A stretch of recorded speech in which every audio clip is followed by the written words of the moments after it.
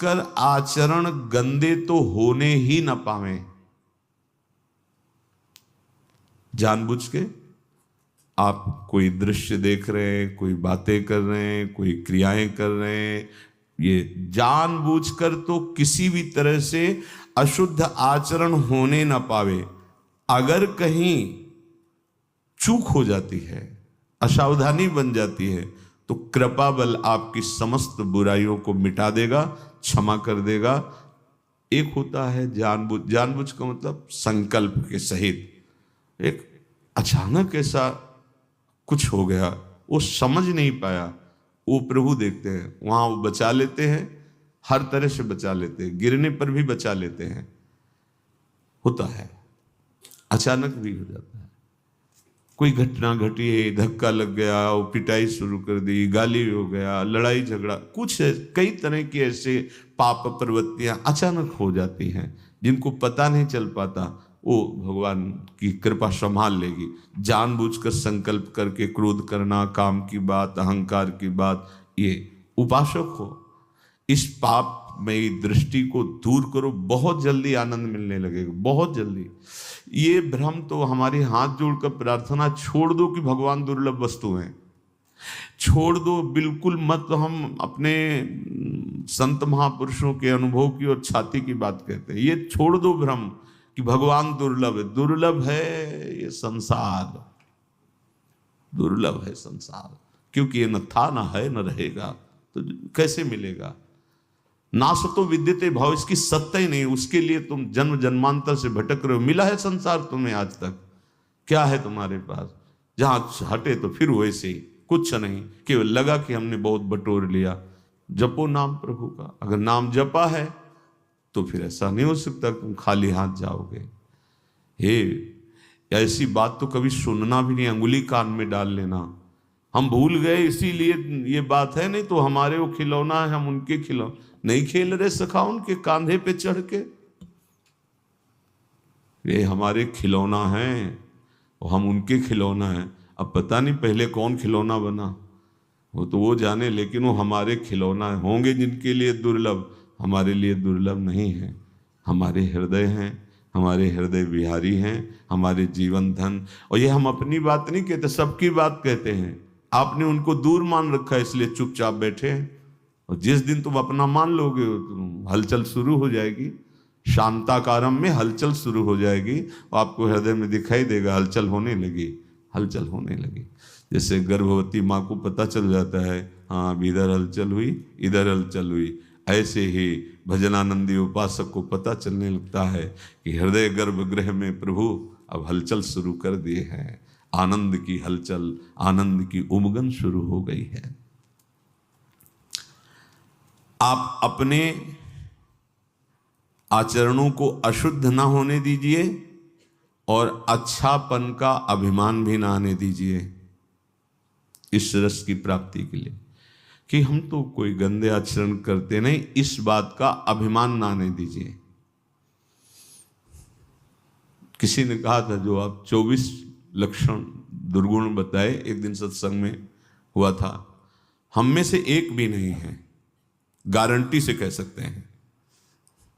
तो हंसी आई थी, भैया ये गारंटी, ये सब अहम बोल रहा है, अहंकार, और ये सब गुणों का अभिनेता है पूरा, यही सब अभिनय करता है, यही काम बन जाता है, यही क्रोध बन जाता है, यही लोभ बन जाता है, अहंकार। अहंकार विमूढ़ आत्मा करता हमिति मन्यते। और जो निर्दोष हैं वो कह रहे हैं, क्वा हम तुच्छा परम मधमा प्राण होगा। बहुत विचित्र खेल, बहुत सावधान। अशुद्ध आचरण अर्थात पापाचरण करना नहीं, अच्छे आचरणों का अभिमान नहीं करना, क्योंकि गुरु प्रदत्त होते हैं।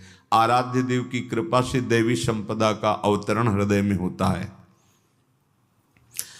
आपको प्रयास करना है प्रभु के नाम जप का, चिंतन का। अशुद्ध आचरण करना नहीं, शुद्ध आचरण का अभिमान नहीं आने देना, और हमारा सारा का सारा प्रयास प्रयत्न प्रभु के चिंतन करने का है, प्रभु के स्मरण करने का है। अनन्य चेता बनने में देर नहीं लगेगी। और अनन्य चेता सततम यो माम स्मृति नित्य सा तस्याहम सुलभा पार्थ नित्य युक्त योगिना। आप भाव करके देखो, भगवान की प्राप्ति दुर्लभ है। भगवान अपने घर के हैं भाई। माया भगवान की घरनी है, जिसे तुम अपनी घरनी बनाना चाहते हो। कभी नहीं बना पाया कोई और न बना पाओगे। मायापति सिर्फ भगवान है, दूसरा कोई नहीं। और आप सब माया को अपनी घरनी बनाना चाहते हो, नहीं स्वामी बनना चाहते हो ना माया के। कौन हो? भगवान अपने घर के हैं भाई। भगवत प्राप्ति कोई बहुत दुर्लभ बात नहीं है। दुर्लभ बात है माया के आकर्षण से बच पाना। भगवान की प्राप्ति, हाथ उठा के कहता हूं, ये तो कभी शब्द कान में मत पड़ने देना, नहीं तो जन्म बिगड़ जाएगा। जहां कोई कहे कि ऐसे कोई भगवत प्राप्ति होती तो कान में उंगली डाल लेना, नहीं सुनना। मुझे प्रभु मिलेंगे और निश्चित मिलेंगे, ये उनके वचन हैं। ये यथा माम प्रपद्य। गोस्वामी जी बहुत सुलझे हुए महापुरुष हैं, तुलसीदास जी महाराज। इसमें हमें ये बताओ कि इसमें क्या शब्द कहा है। पहला शब्द है बिगड़ी जन्म अनेक की। समझ में आ गया? अब ही सुधरे आज, ये भी बस समझ में। आज अभी सुधर जाएगी। क्या कह रहे हैं? हो ही राम को, बस इतने में रुक जाओ। इतने में तुम्हारी बिगड़ी संभल गई, तुम्हें भगवत प्राप्ति हो जाएगी। चाहे जितने जन्म तुम बिगाड़ किए हो, तुम्हें भगवत प्राप्ति कितने में हो जाएगी। गोस्वामी जी बोल रहे हैं, बोले अभी हृदय में स्वीकार करो कि हे प्रभु मैं आपका। गोस्वामी जी कोई साधन ही आप बता रहे हैं। अब जितनी श्वासें और जीवन बचा है तो नाम जप, काम तो यहां हो गया। अब नाम इसलिए जपो कि ये बात तुम्हारे हृदय में दृढ़ हो जाए, जो स्वीकार किया है दृढ़ हो जाए। और नाम जपने में जो तुम्हें बाधा पहुंचाते हैं, तज कुसमाज, गंदी बातों का त्याग करो। ये बाद के बाद कही है। भगवत प्राप्ति की बात तो इतने से हो गई कि अब ही सुधरे आज हो ही राम को। ये बहुत चिंतन की हुई, शोधी हुई बात है। अब हम कह तो रहे, एक बार बरसाने में भी गहवर बन के पहले साकरी खोर में बैठ करके कहा था कि हमारी श्री जी के प्रति जिसके हृदय में ये बात आ जाएगी कि हमारे माई श्यामा जी को राज आज इस परम पावन भूमि पर बैठ कर कह रहे हैं, निश्चित उसको श्री जी प्राप्ति निश्चित होगी। श्री जी निश्चित, पर दिमाग में नहीं टिकेगा जिसको श्री जी की प्राप्ति नहीं होनी, वो हमारी बात बैठा ले नहीं पाएगा। वो एकांत में कुछ लोग साथ हैं। ये हम कोई प्रवचन नहीं कर रहे, हम हृदय खोल के आपके सामने रखते हैं। हमें कोई परवाह नहीं इस बात के लिए कि दुर्लभ वार, दुर्लभ समय है, दुर्लभ बात को पकड़ लो। कोई साधन बल नहीं तुम्हें पहुंचा सकता प्रभु के पास। ये हम भी कह रहे हैं। एकमात्र आश्रय बल, आज तक जिसको कभी भी कहीं भी भगवत प्राप्ति हुई, वो अपने साधन बल से जब हार करके पुकारा है तो भगवान मिल गए। तो ये तुम्हारे है ही क्या साधन है? तुम क्यों नहीं हार जाते? क्यों नहीं स्वीकार कर लेते? हे प्रियालाल मैं आपका हूं, हे लाडली मैं आपका हूं। अनन्य चेता वही हो जाता है। कौन? हमको अपनी तरफ से बुरे आचरण करने नहीं है। अगर चूक हो जाती है तो भगवान की कृपा उस चूक को सुधार देती है। रहत न प्रभु चित चूक किए की, करत सुरत सैबार ही की। फिर क्या होता है? हमारा एक ही प्रयास होना चाहिए, केवल भगवत चिंतन। अब वो हो जाता है अनन्य चेता। जो ही अनन्य चेता हुआ कि उसे भगवत साक्षात्कार हो जाता है। भगवान का दर्शन बिल्कुल दुर्लभ नहीं। भगवान की देखो जो ये दुर्लभता वर्णन की गई है। आप जैसे ग्वारिया बाबा या भक्त गोपाल चरवाहा या ओम प्रकाश जी या और भी बड़े बड़े, पाई भर इनको कष्ट नहीं होता। हम तुम शरीर में हैं, प्राणों को पोषित देख करके सुखी हैं, इसलिए ऐसा 70 दिन भोजन नहीं किया। अरे तुम क्या जानो, अनंत ब्रह्मांडों का पोषण करने वाला प्रभु उनको पोषित कर रहा है, अमृत सुख दे रहा है, तो इस अन्न पानी की क्या बात रह गई? तो ये थोड़ी कि इतना भयानक कष्ट उसने सहा, कष्ट सह के नहीं, अपार सुख में 70 दिन व्यतीत हुए श्री ओम प्रकाश जी के। अपार सुख में रंत देव जी के कितने दिन व्यतीत हुए, अन्न पानी भी नहीं है, अपार सुख। वो भगवदानंद है। कैसे बाह्य देहाभिमानी जीव बुद्धि की कहाँ पहुंचे उस सुख के लिए। ये चिंता मत करो, ये कोई दुख नहीं है। जिस साधक को अपने शरीर सुख आराम देने की वृत्ति बन गई है, बहुत ध्यान से सुनिएगा, हमारी कुछ ऐसी कमियां हैं जो हमें आगे नहीं बढ़ने देती। जिस साधक को शरीर सुख और आराम देने, ये शरीर तुम्हारा नहीं है, तुम शरीर नहीं हो, इसे ज्यादा दुलार मत करो। अब हमारी बात समझ में आ जाए तो समझ लो, जैसे पता है कि अब ये नौकर भाग जाएगा, नहीं तो यार और काम करा लो, जितना करा लो। कंजूस आदमी हो तो क्या सोचेगा, और काम करा लो जितना। ऐसे ही ये भागेगा, ये मरेगा, ये नष्ट होगा, और भजन करा लो, जितना भजन करवा लो इससे, जितनी जगत की सेवा करवा लो, जितना दूसरों का मंगल करवा लो।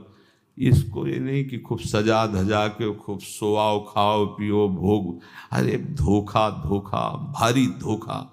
इससे दुलार करना धोखा, इसका बहुत दुलार करना मतलब दुर्गति का पूरा पक्का इंतजाम कर लेना। अब ये बात सबकी समझ में नहीं आएगी, क्योंकि बहुत प्रचंड भगवती माया का आकर्षण है, इसी से तो आकर्षण है।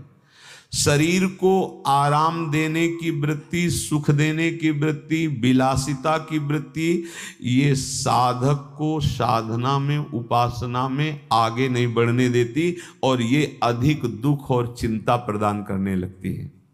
हरिजन छाड़ी विषयन की करत गुलामी, बहुत सावधानी, कड़वे वचन जरूर है।